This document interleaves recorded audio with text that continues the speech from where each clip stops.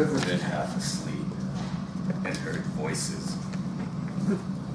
I've heard them calling my name. Are they the sweetest sounds that call to young sailors? I think they're one and the same. I've heard it too many times to ignore it. There's something I'm supposed to be. I remember being a little kid growing up on a small farm in Arkansas, and we had ducks and chickens and horses and goats, and for a kid that's fun. But the best time was during the summer, and this particular summer was a little sad because my dad was going away for the Army, but it was still summer nonetheless. And do you remember as a kid how exciting it was when the school year ended and you knew you were going on summer break? It was like, no matter what happens, you know there's going to be days when you get to play outside all day long. And my sister and I, for us, our game was chase. I mean, we would chase the hogs, we would chase the chickens, we would chase the ducks, we chased each other, but most of all, we loved chasing rainbows. And it never failed, like on a warm day and a light summer rain would fall, and in the east corner of our farm, there would inevitably be a rainbow. And when my sister and I saw that rainbow, the game was on. I want to take the next few minutes and have a conversation about rainbows. First, why are rainbows important? Well, first, what is a rainbow? Secondly, why are rainbows important? And three, how chasing rainbows can actually change your life. I say that because it changed mine.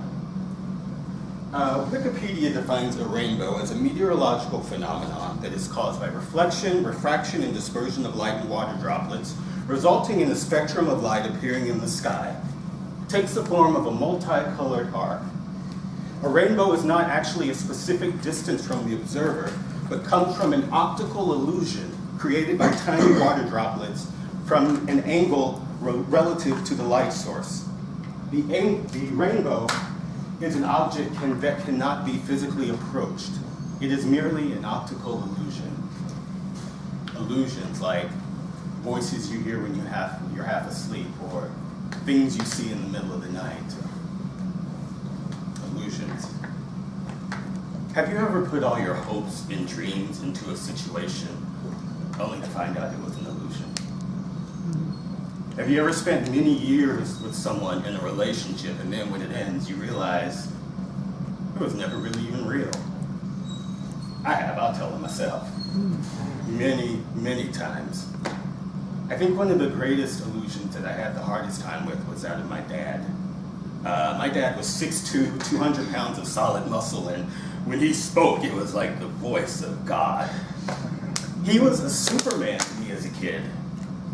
But many summers later, when my dad returned home from a tour in Vietnam and then two tours in Korea, he wasn't a Superman anymore. He was just a man, fragile and broken and suffering from PTSD, although we didn't talk about it at that time. But what I remember most was that there was no longer a time in our lives for chasing rainbows. It was about work, goals, and achievement. What did you do today? What did you accomplish? What have you done? How did you use your time? And I'm grateful for those things because if you fast forward 20 years later, I was in Manhattan working for Scholastic Books, managing the Harry Potter campaign. My sister had become one of the top OBGYNs in the Chicagoland area. We knew about achievement, but at what cost? So, what? What does this have to do with the symbol and why rainbow is important? Or as my mentor slash psychiatrist slash rabbi, Dr. Feinberg would say, what does this have to do with the price of fish? Well, rainbows are important because you need them when you're going through a storm. Has anybody ever really been through a storm? Like the death of a loved one, or a divorce, or the loss of a job, and it gets so dark that you don't know how you're going to get out of it. I felt that way when my dad died. I felt like I was in a storm that I could not pull myself out of. And the harder I tried, the darker everything around me seemed to get. And I found myself sitting in Dr. Feinberg's office one day on the Upper East Side, trying to tell him about all the pain I was in and all the things that I was going through. when I looked over at his desk, and he has these fabulous pictures of all the places that he's been. And in one picture, there was a waterfall with a rainbow. And I saw that, and it gave me hope. Because the rainbow was there to remind me that no matter how long the storm is, eventually it's going to stop. And God's going to put a rainbow in the sky.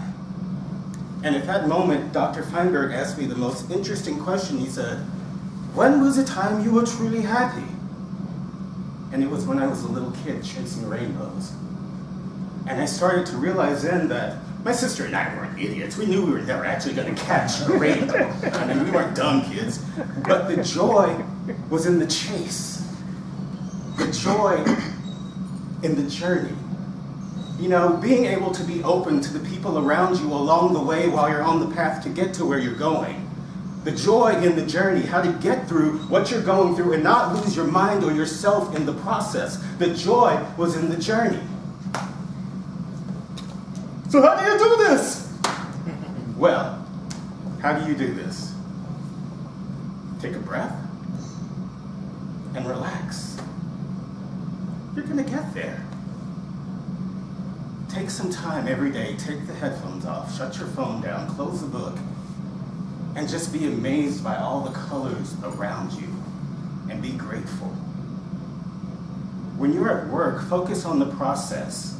Enjoy working on that project. Not trying to work on the project, finish the project so you can get to the next project so you can get that raise you've been wanting. Focus on actually being a part of the process and enjoy the project. When you're doing your commute in the mornings, just take a few minutes and look out the window and see the trees and the birds and breathe and just be grateful. See, I started doing these simple little things and the rain started to stop.